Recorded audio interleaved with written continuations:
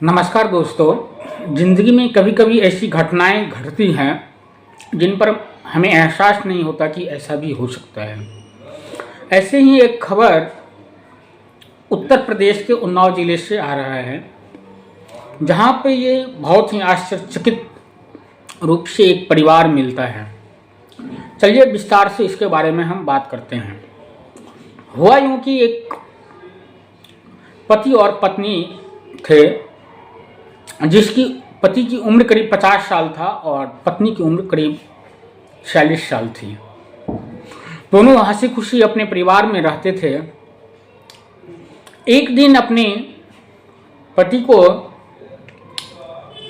पत्नी कहती है कि मैं आज बाजार जाती हूँ, कुछ सब्जी लेना है, सब्जी खत्म हो गई है। तो बाजार थोड़ा दूर थी, तो वह ऑटो या टोटो से सब्जी लेने चली जाती है।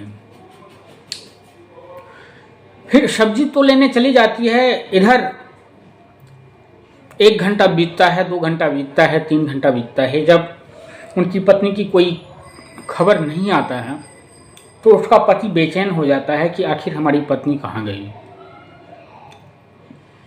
तो दोस्तों, इसी कड़ी में यह सारा दिन व्यतीत हो जाता है, सारा दिन बीत जाता है, उसकी पत्नी नहीं आता है।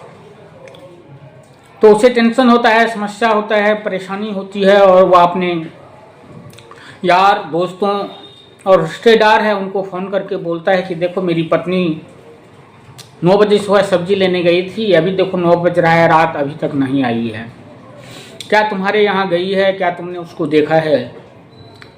हर जगह खोजबीन करने के बाद भी उसकी पत्नी की पता नहीं चलता है कि कहाँ गई है, और कोई भी रिश्तेदार नहीं बता पाता है कि मेरे यहाँ आया है, क्योंकि वह किसी के यहाँ गई ही नहीं थी। तो अगले दिन यह थाने में जाता है और रिपोर्ट कर देता है कि मेरी पत्नी सुबह 9 बजे सब्जी लेने गई थी, लेकिन अभी तक नहीं लौटी है। तो पुलिस भी इसकी डायरी कर लेता है और रिपोर्ट लिखकर बोलता ठीक है, कोई फोटो वोटो है तो आप दे दीजिए। तो एक फ़ोटो था इसका, जो दोनों साथ ही था फोटो में। तो फोटो पुलिस को देती है और पुलिस कहती है ठीक है, जाइए आप, मैं आपके पत्नी को जरूर ढूंढूंगा। इसी तरह दोस्तों समय व्यतीत होता है, 4 दिन बीत जाता है, 5 दिन बीत जाता है, या फिर पुलिस स्टेशन जाता है, पुलिस कहता है कि नहीं नहीं अभी तक कोई खबर नहीं चला है। फिर इधर यह काम अपने काम पर भी जाना होता है, अपने काम पर लौट जाता है। एक ऑटो स्टैंड में यह काम करता था उसका पति। फिर 8-10 दिन बीतने के बाद इन्हें भी एक समस्या होने लगी दोस्तों। इनके आंखों में भी प्रॉब्लम होने लगा, जिसके कारण ऑटो स्टैंड मालिक को बोला कि देखिए साहब, मेरी आंखों में समस्या हो रही है और मुझे अच्छा से दिखाई नहीं दे रहा है। एक तो इधर इसकी पत्नी नहीं मिल रही है 8-10 दिन से, और इधर फिर इनको एक और समस्या हो गई कि इनकी आंखों में प्रॉब्लम होने लगा।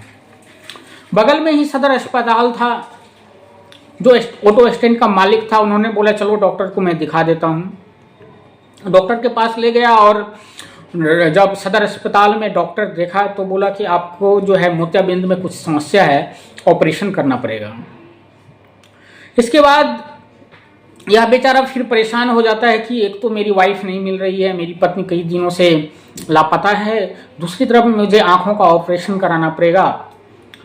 तो हालांकि इसको ऑपरेशन कराना ही पड़ा, क्योंकि कोई दूसरा चारा ही नहीं था।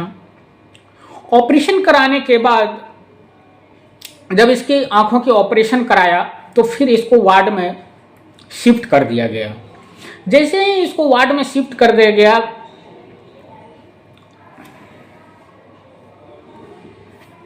जैसे ही दोस्तों इसको बैठ दिया गया और बेड पे इसको रेस्ट करने के लिए, थोड़ा देर के बाद जब यह देखता है कि बगल से एक लेडीज जो है वह पानी पानी चिल्ला रही है।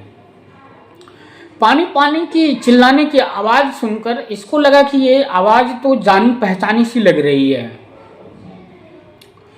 हालांकि इसके आँख का ऑपरेशन हुआ था तो तत्काल ये कुछ नहीं समझ पा रहा था कि क्या है नहीं है, फिर भी इसको लग रहा था कि कोई जान पहचान का ही आवाज़ है।